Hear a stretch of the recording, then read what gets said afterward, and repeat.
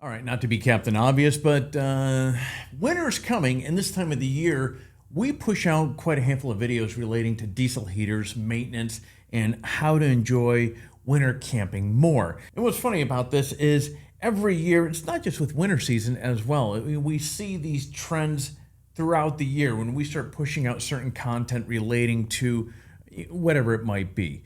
In this case, winter. We were pushing out content, videos relating to diesel heaters, keeping warm, enjoying overlanding and camping in the colder weather more. So as a result, we see a lot of questions relating to things on winter camping, overlanding, staying warm out in the brisk cold winter.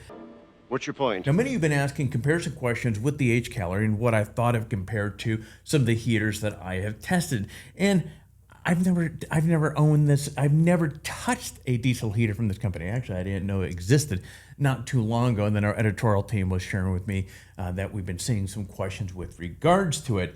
And so I started looking into it a little bit further. The only thing I can think of here is this company must be throwing a ton of money out there in advertising and getting this heater out there. And so anyways, I went out on Amazon and bought this thing for $214 for it. So anyway, and here's the thing. Now, many of you know, over the years, I've tested quite a handful of diesel heaters. Now, there are a few, it's funny because diesel heaters, you have that pre-$200, you know what, pre-$300. There's a big pool of those inexpensive Chinese diesel heaters that kind of reside right between that 100 and 300 spot. They're cheap. Then you have a few kind of random ones that are, you know, the $400 to maybe $600, and then it jumps up to, there's a few companies that make some of the best diesel heaters on this planet. You have Webasto, you have Planner, you have a German company, I can never pronounce the name of them, and I've tested quite a handful of these companies, and ultimately for myself, as many of you know, I have a 2 kilowatt auto term diesel heater in the nose of my Turtleback Expedition trailer, and then I go carrying around a 4 kilowatt Planner portable diesel heater. I think I said portable already. Anyways, it's a portable diesel heater. These guys are made up out of Canada.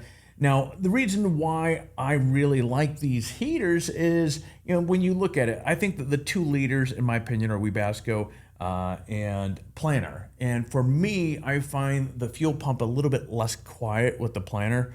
So, of course, that gets my vote. And I've been beating the hell out of these things for the last 3 years. So, at any rate, with that said, now I've tested, now I just shared with you, I've tested quite a handful of these diesel heaters. And over the course, I have tested out quite a handful of these inexpensive Chinese diesel heaters. And I never hold my breath with these things. These things are, man, I've just, you know what? They may look pretty out of the box. And you start using these things and boy, you start realizing there's some shortcut. There's a reason why they fall into that category that's at that side of the fence. It's crap. But anyways, all the tests that I've done have always ended up in the same place. The diesel heaters were thrown out, not even making it a season. And what's funny is when I ordered this heater, I ordered it first, and then I just happened to scroll down. I started reading some of the reviews, and I'm like, oh smokes. This is going to be fun here. But anyway, boom. Okay, there we go. It has the big old sign right here. But before we go diving into this video here, what I do want to kind of set the stage first to kind of prime and let you know what this video is and what it is not. It's not going to be an all-in-one be-done sort of video, you know, meaning that you're going to see me take this thing out of the box, get out there and fire this thing up. Instead, this is going to be a open box. We're going to see what the hell they have in here. We're going to put this thing together. Yes, we're going to put this thing together. I'm going to give you a first impression because as I understand, this is not a take it out of the box and use heater. There's a bit of work that needs to be done with this before this thing is even close to being used, which is I found strange because the HCALORY says nothing of this in the Amazon ad itself. Because they know all they sold you was a guaranteed piece of shit. It's funny because I saw one of the comments down below. They said there's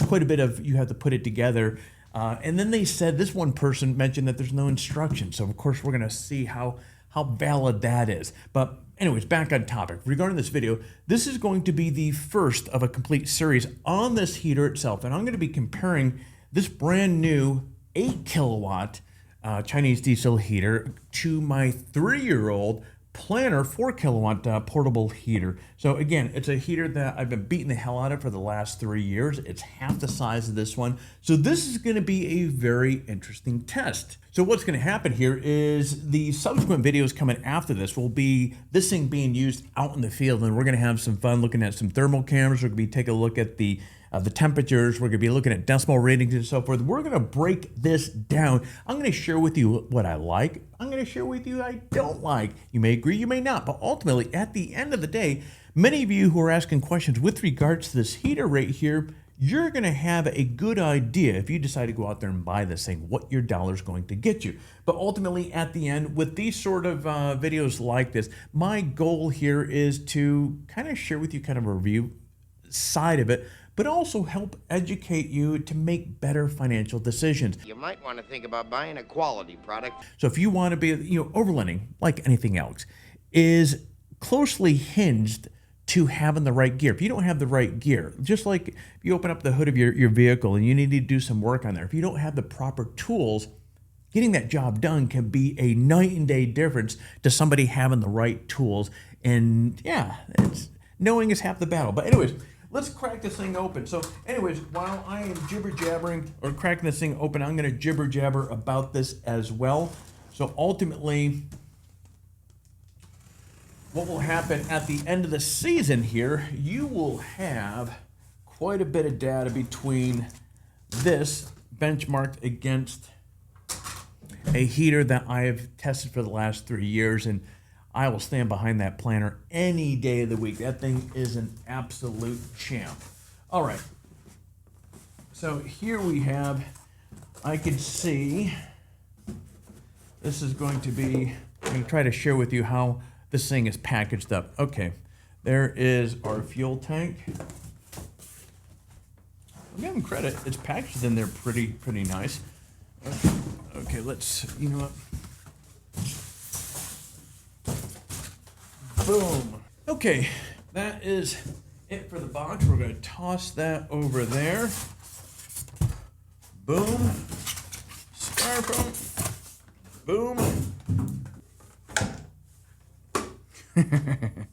You know what's funny is one of the, we'll get to this here in a moment, one of the reviews that I saw, they said there is no hole in the fuel tank. Oh, that's such fucking bullshit. That is funny.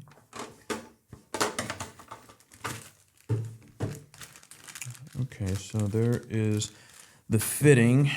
So one of the first things off the top of my head is, so when you buy this thing, see, I'd be pissed if I was somebody that was buying this thinking that I could go out there. As soon as this thing came in, I know me. If I didn't have a heater and I was after a heater and this checked off the boxes that was important to me, I would order this expecting it to come in like on a Thursday and I'll be heading out Friday. I would be ticked off because there's a bit of work with this. So I'm almost curious because what's funny is this little thing right here, you need to get on the bottom of here. I bet you a lot of people doing this probably don't have a good idea of how this is done. As a result, they get leakage out of it, or it takes them forever. One of the two. But that is pretty interesting. Okay, all right. Let's move on and take a look at this thing. I will say it doesn't weigh much, though. I would guess 20, 25 pounds. I will put the weight of this thing on the screen here. Okay, so, I mean, first impressions, I mean, the outside, it's certainly not a Pelican case. It doesn't look as durable as some of the planner one. Now on the front here we can see There's that little screen right here. I'm curious. Oh, does that thing come off? Oh, that is really cool. Okay, that's kind of cool. I'll give them credit there. I mean, it feels very plasticky. It's just a cheap knockoff. But I'm not going to judge at this point. So anyway, so let's crack this thing open and let's see what else that they are giving us. Okay, we have a smart heater. Nope, that's not smart. User manual. Okay, so the individual said that there's no instructions. That may not be... Oh, wait a minute. I may eat my words here. I think this is... Oh, there isn't. Okay, so it's just how to use the machine in English, Deutsch, French, Italian, Spanish, Russian, Czech, Polish. Okay, so it's the first few pages, if you speak English, is what it is. So it gives a function, internal structure. It tells you where to install it in your vehicle, which is strange because I think they're referring to if you just bought this thing and you're installing it, because they're showing installing it in a cab of a truck. I'll tell you where. Wow. Okay, so looking through this here, they're showing how to operate once you have it together. In the back, they show all the potential error codes that you can get out of this thing. That's not a good sign. But there is an app, which I already downloaded the app, which I'm actually intrigued with that. Oh yeah, look at the last few pages they dedicate to errors. That, as I said a moment ago, not to be broken record syndrome, that is not a good thing. But it's good that they put it in here. I will share with you, most of these Chinese diesel heaters like this do not have any instructions at all. Matter of fact, the only one that did have it, that was Happy Buy or something like that. It had some goofy name to it. I want to say it was one of the cheaper heaters that you folks had asked us to test out. It was like $124 or something like that. It was stupid cheap. And it came out, it did have instructions, but the instructions were nonstop. They had no spaces in it. It was like a nonstop running sentence. And it looked like a 5-year-old Greek kid wrote it. It made zero sense. And yeah, anyways. Alrighty, so this is our little, I'm guessing our little filter for the air in. Yeah, get out. All right, let's see. Okay. Exhaust pipe. This is going to be your hot air pipe going into your tent. This is the air inlet itself, which ultimately will put on that thing, that film. Here is, I saw a couple people talking about the fuel line being cheap. Been a cheap. Okay, alrighty, and here is our power cable. All right, so let me share with you the anatomy of, oh, there we go. I'm like, there's like a random bolt there. Okay, there we go. So that, oh, one of the bags is open. Okay. I'm guessing, oh, there we go. So that's to our exhaust. I never use these anyways, and so, and I might be mistaken here, but this looks just like a, there's a little, you know what there's a little, it looks like there's a spring going down through the center of it. Yeah, whatever. Okay. All right, shut my phone off.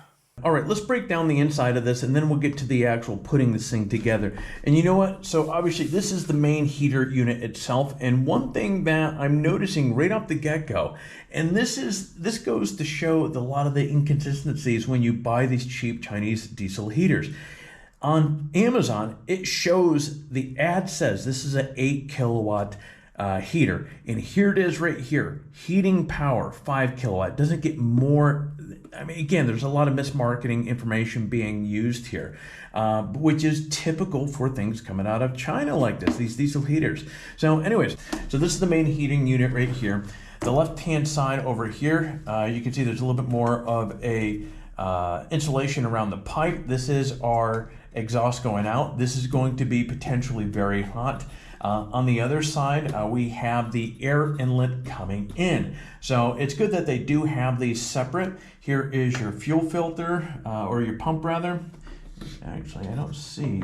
Oh, there's a little fuel filter right there. Okay, so okay, cool. They did put a fuel filter in there. Man, these fuel lines are really cheesy though. Okay, the latches just feel really, the entire case feels really plasticky, and these latches here are no exception. These feel really inexpensive. And it looks cheap as hell. Okay, as I mentioned a moment ago, here is our display. Right below that, we have our power end. This is going to be, I'm guessing we'll probably mount our fuel tank on this side over here, and then we'll run our fuel line into here. And again, this is our air inlet, which they have a bracket, as I understand, we're going to mount here, and so that will come up here. On the other side, we have this is our main air, which should be blowing the hot air into wherever you have it going to. And as you can see with that steel flange going around here, which I will give them credit, that's actually pretty interesting. But that's going to be our exhaust going out. Oh my God, look at that. That metal's that is so cheap. I'm able to bend that just with my hands very easily there. It feels real plasticky. There's no mention in the ad that you have to build this thing when it comes in. But again, $214, what did you expect? So again, let's get to installing this and putting this together. And I guess we just kind of wing it because again, there are no instructions.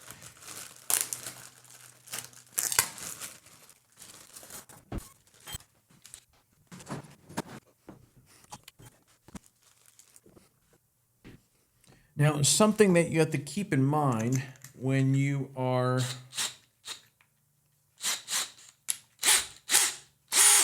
for this fitting that is going into the bottom of the tank here. You don't want the hole, because there is no hole here. You don't want it to be too big, and obviously it can't be, there's no such thing as being too small. You're not going to be able to get this thing through there. So, but you don't want it being too big because of course, diesel sitting there all day long. If you don't empty it after you use it, if there's any sort of leak, it's going to leak into your vehicle, which is not a good thing. So if our fuel line is over there, I am almost thinking, I'm not going to put it. Okay, so what I'm going to do here, let me share with you my logic here. Okay, so the fuel line is over there. This is being mounted here. Now I could mount it here. I'm going to, I'm almost thinking, trying to figure out what's going to be the easiest way to get that.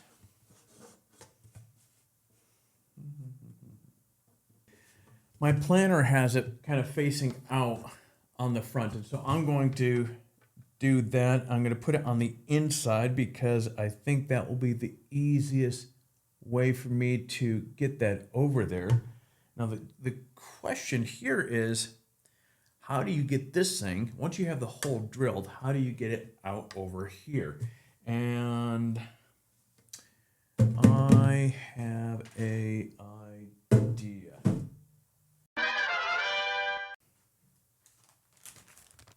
Coat hanger. I think this is the only thing I can think of. Just like when you have a clog in your sink, what do you use? A coat hanger.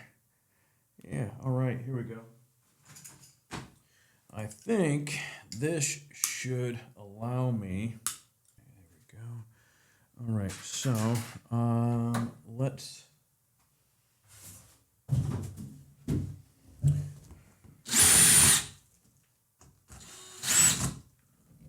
And what I'm doing here is, holy smokes, to make sure before I go drilling into the plastic, which if I'm wrong, then there's no going back, I'm drilling into the cardboard here and putting my little fitting in first and seeing how that fits. And I completely lucked out. That was a 5/16, and that fits nice there. Okay. So now I am going to I'm going to put this in the same place that my planner heater, positioning of it, they have it on the nose. I'm going to do the same thing here.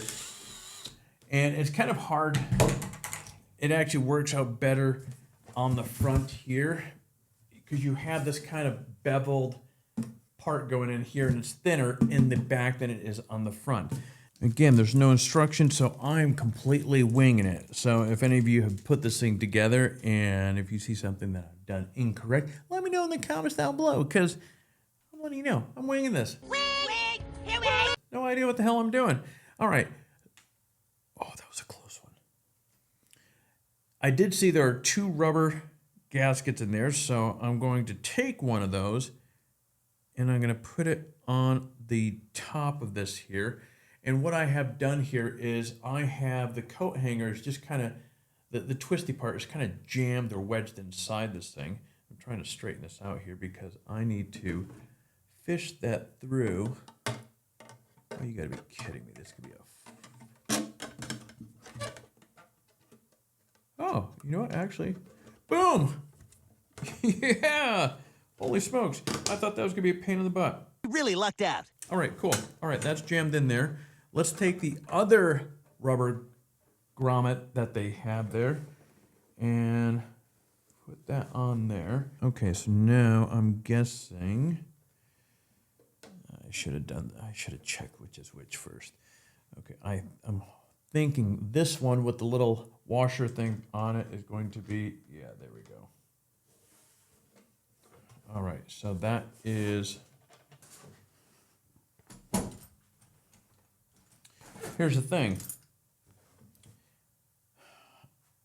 I need to cinch this down, but this thing is spinning, so I'm going to use these water pump pliers to hold on to this. Hopefully, I don't screw that up. Let's find the right size that was. What size was that? Was it 13? Oh, yeah, here we go. Boom. All right, so incidentally, the size of this nut is a 12 millimeter. And now I'm going to hold on to the end of this fitting here, hopefully not going to jack it up. And I'm going to tighten that good there. All right. I don't want to put too much pressure on because, again, you can actually see just that little pressure there. I managed to jack up the little nipple on the end of that fuel line there. So, again, $214. They're cutting corners on every place that they can. So I wouldn't be surprised. Oh, yeah, look at that. Even the entire end of that got bent a little bit just from me handling that there. Okay. All right, so let's make sure no crap is in there. Put our tank on here. Now I'm guessing, it's like a guessing game. You look at these things and you figure out. If you like puzzles, hey, this is really up your alley. Now, I am not sure. All right. Plastic. Okay, so, all right. So here's what I'm thinking here, because we have 2 brackets that go on each side, each of the ends here. One for the air inlet coming in, and one for the exhaust. So I'm looking at all these parts. I'm trying to piece together. So we know we need 4 bolts for there. So I'm looking for 4 similar items, and it's funny. These are self-tapping screws, but as you can see, 3 of them are the same. One is the oddball. Then there are 2 of these, which I believe are going to be for the fuel line. And that is it. Although, you know what? I take that back.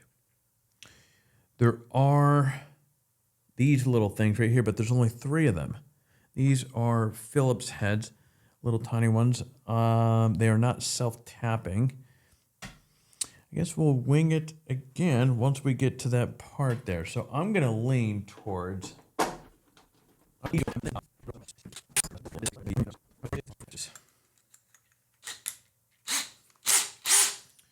Okay, so again, what we're going to do is we're going to drill our 2 holes here.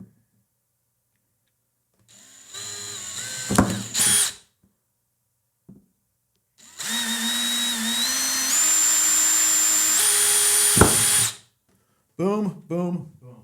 All right. Now we are going to.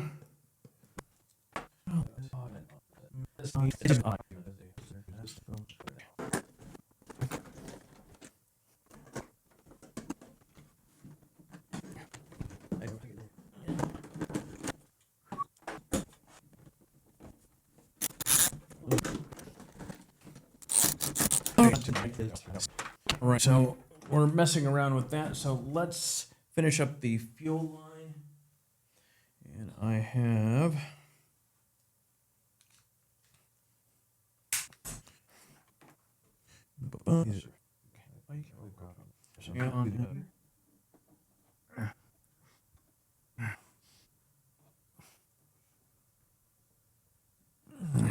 Okay, so that is on there. All right, we're going to put that thing there.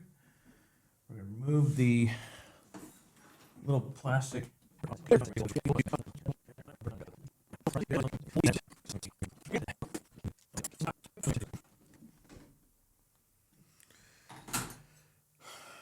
Okay, so we have, let's see if the brackets are the same.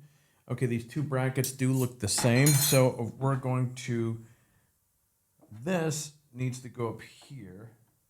All right.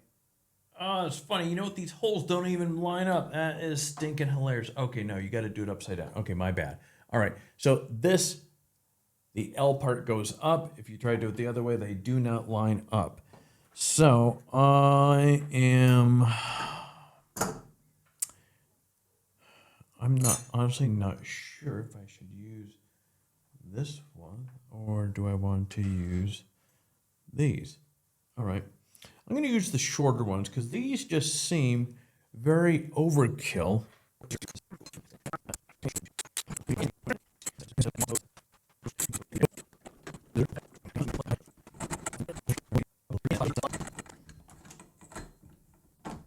Okay, all right. That is done there. Now I'm going to repeat the process, getting our air inlet on the other side with our handy dandy air filter, which just has kind of a foam insert in there. We will worry about that afterwards. For now, we're going to screw this onto the bottom. I think the best angle is from this way.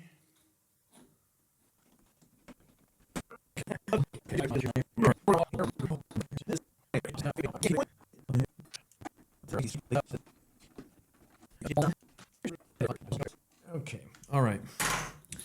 That thing goes up in there. All right, boom. All right, so this thing, we can grab another clamp, put it down here. That does.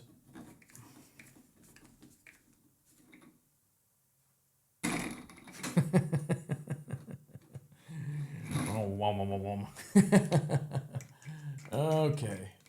I may trim that a little bit later. That looks ridiculous up there. All right.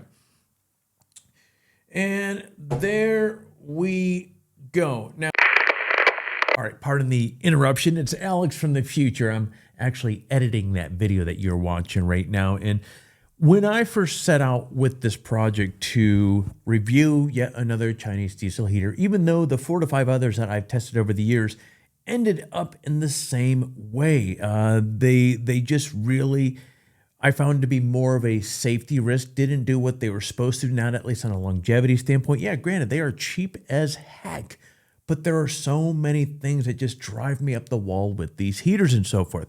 I think I've said it in some of my previous videos. There's a few companies out there that make an extraordinary diesel heater. Unfortunately, yeah, for our pocketbooks, they cost a little bit more. But a diesel heater is one of those things that I've mentioned in the past that you want to flex your budget for a variety of reasons. Safety being one of the big ones.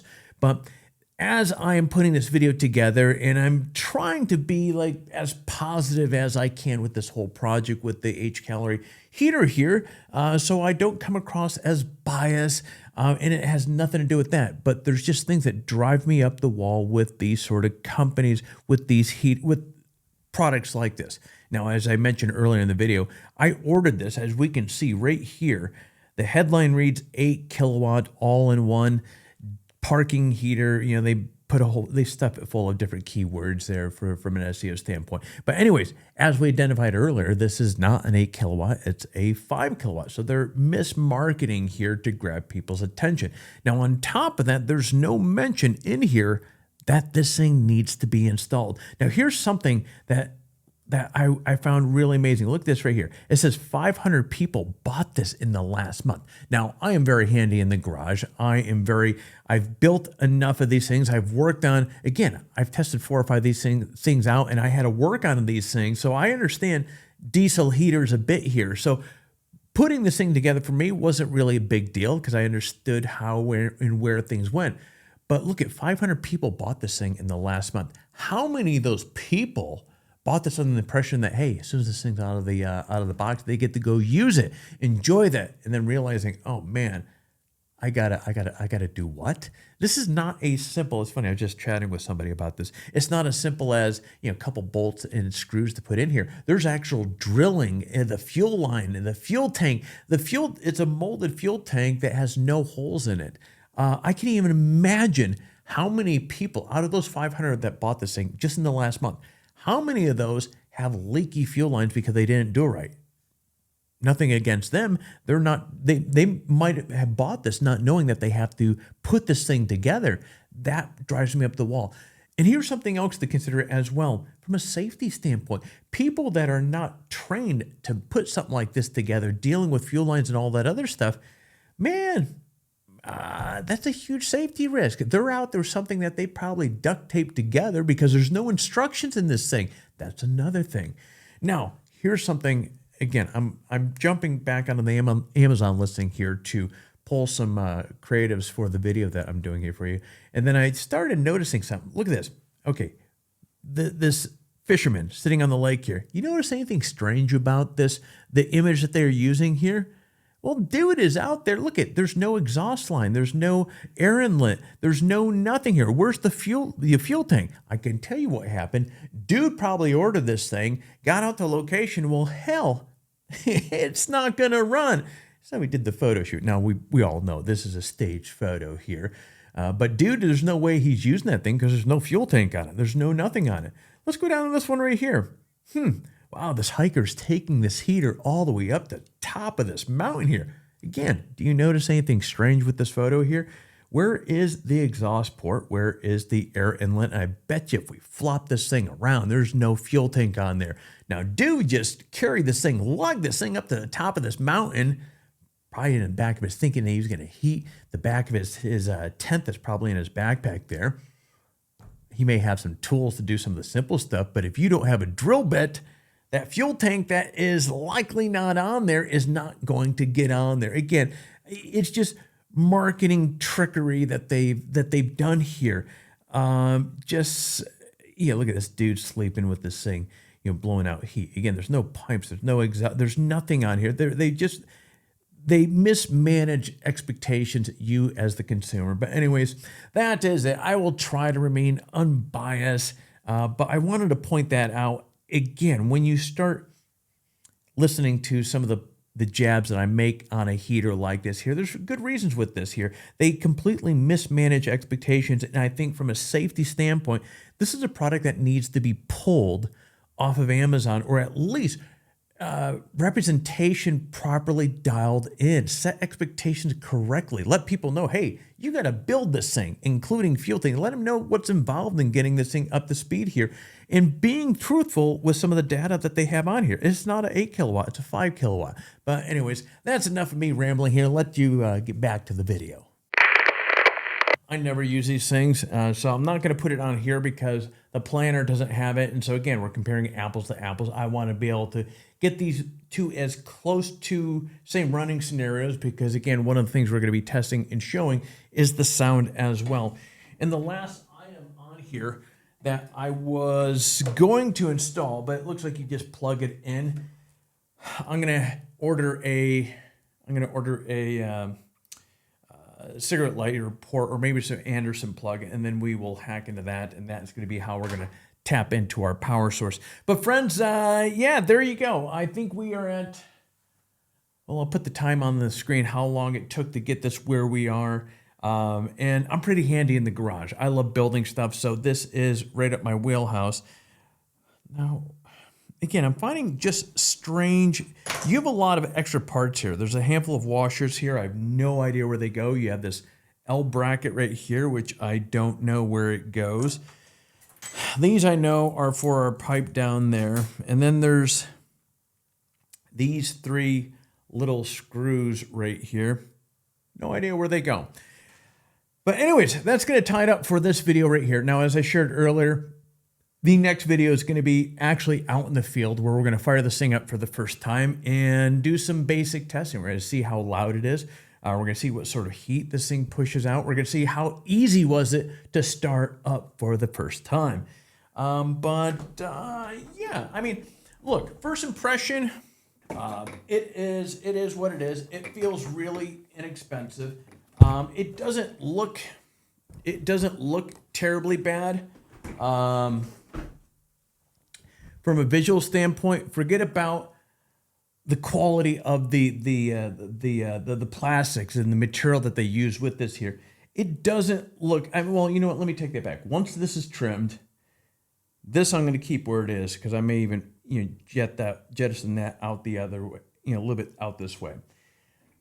It doesn't look terribly bad. I mean, it does look, when you look at it closely here, you can tell like this plastic is, I'd be willing to bet that might break. That looks like a weak spot right there that might break.